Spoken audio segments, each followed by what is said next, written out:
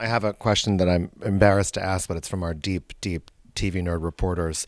The American flag, let's call it a marital aid that you see in the trailer. Is that from the Hero Gasm episode? I was told to ask. Funny enough, it's not. There's other dildos flying around Fast and Furious. And that is for the record, that is a official Homelander product. When is that available on Amazon? Exactly. Thank you. They're not merching this. What is the whole point of it? For the record, I have very seriously tried. I think we're hopefully coming soon to Amazon. No pun intended. Same day, coming soon. Coming soon, Same day Amazon. delivery. And there are others. It's not just Homelanders. The Flounder Pounder. The deep flounder pounder. Yeah. A-Train's high-speed railer. It's great. I'm going to make a ton on eBay. Marvel couldn't do that. No.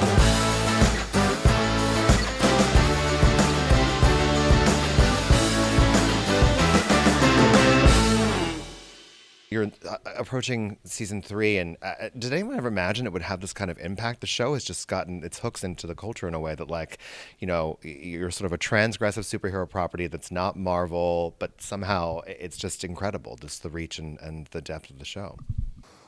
Great question. Me? I don't know. You expected all of it. Yeah, I mean, look, I never expect it. I'm stunned. You know, you always assume you're walking into this stuff that everyone will hate it and hate you personally, and so the fact that it responded and connected with everyone is amazing, and due completely to all these talented people around me. So thanks, guys. Thank you. Yeah. Thank you. My kid's college fund. Thanks you. Second question, does everyone get free weed from Seth Rogen? Houseplants. Does everyone get it? Houseplants. No comment. House plans. Company, it's what it's called. I mean, it's, Carl, let's start with you. I mean, obviously the trailer today just kind of blew everyone's minds, but there's a lot of stuff going on. Yeah.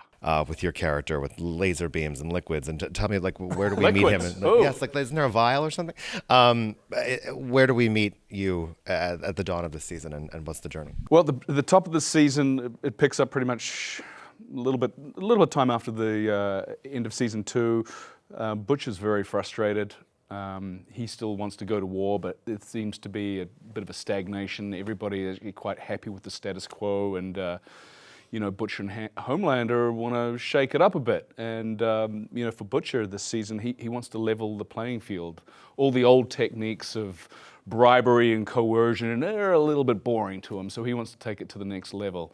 And I think the fun thing about this season is it really challenges all of the characters as to how far are you willing to go?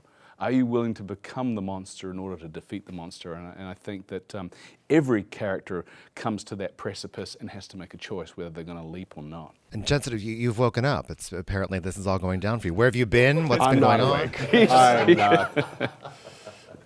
not. Yes, yeah. It's they've unearthed a relic, so to speak, and it's been really fun. I was saying earlier, it was weird being the new kid on the block, but also playing the character that has been there the longest.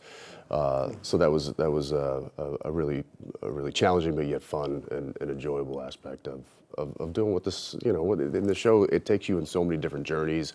I was just trying to stay in my lane and not mess up these guys, because what they've got going is just so brilliant. So For like Chase Ladd and everybody else, does the fan interaction, how does that strike you? Because it's intense, right? With the voice fans? Yes, and social media. Yeah, I mean, for me, it was always, like kind of teeny bopper, younger girls, but now it's like guys can be like, yo, like big bear hug, love the show. And dolphins. And sea life, yeah, obviously, when I'm Sea life. in the ocean, yeah, starfish and things. You get bro hugs on the street?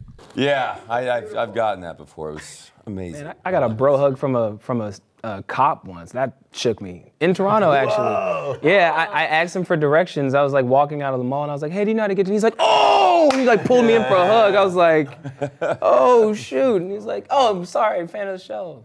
Didn't see that coming. I thought that interaction was gonna go way left. Right. Turned out to be okay. Yeah. As Carl said, like, obviously this does look tonally a bit darker than the previous two, and I still see some bits of humor here and there. But also, Karen, there's this musical number that we've witnessed. What on earth? What can we expect? I know. I mean, I don't think you can. You can't predict what's going to happen because, I mean, I play a silent character, and I never would have thought to be doing a musical number, especially for this character.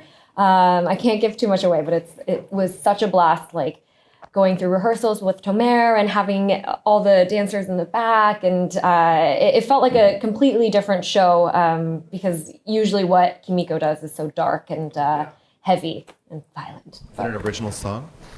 Nope. Nope. No? Nope. Very I classic. wanted to see your songwriting. It's a classic Hollywood number and a little breath of fresh air, in the season. Yeah. How do you guys find balancing sort of the very pitch dark elements with some of the humor? Is it all about bothering Eric and saying, like, can you give me a banana peel next episode? Be careful what you ask Eric for. Hey, man. I'll be the first to say, yeah.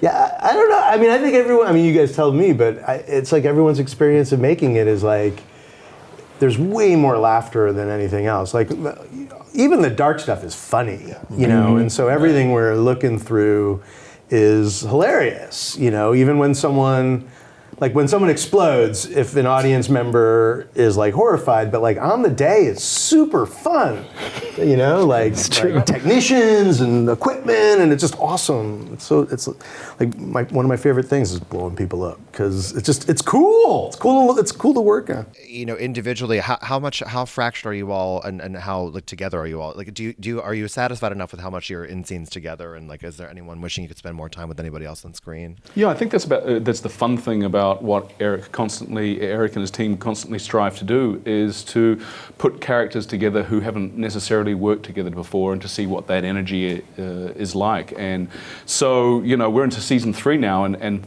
personally for me this season, I get to work with characters that I haven't worked with before, and that is super fun. Mm-hmm. Anybody else? That was my favorite aspect of this 3rd season. In season 2, we saw them branch apart a little bit, and now we kind of see them start to intermingle and have conversations that I personally have been looking forward to. So, that was the biggest standout for season 3 for me. Thank you guys so much for your time. Carl, before I have to ask you, is there Star Trek script? Have you seen it? I haven't seen a script. I know nothing. I don't But your know. schedule's on hold. My what? Isn't your schedule? You're supposed to go back, right? At the end of the year?